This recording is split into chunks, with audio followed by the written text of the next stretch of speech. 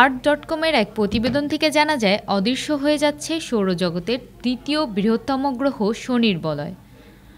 অত্যাশ্চর্য এই বলয় শনি গ্রহকে এই সোলার সিস্টেমের ভিন্নতা দিয়েছিল।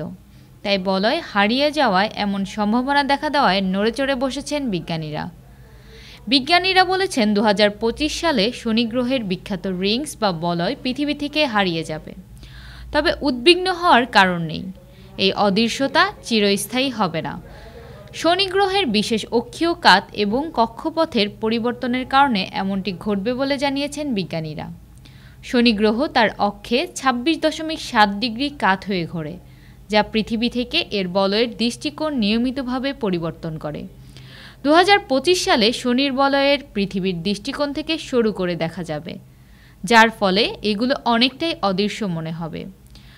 যুক্তরাষ্ট্রের সাউদার্ন ক্যালিফোর্নিয়ার বিশ্ববিদ্যালয়ের পদার্থবিদ ও জ্যোতিষবিজ্ঞানের অধ্যাপক ভাহে পেরোমিয়ান সিএস নিউজকে জানান, প্রতি 13 থেকে 15 বছর পর পৃথিবী থেকে শনি গ্রহের বলয় এমনভাবে দেখা যায় যেন তারা প্রায় অদৃশ্য হয়ে যায়, কারণ তারা খুব সামান্য আলো প্রতিফলন করে।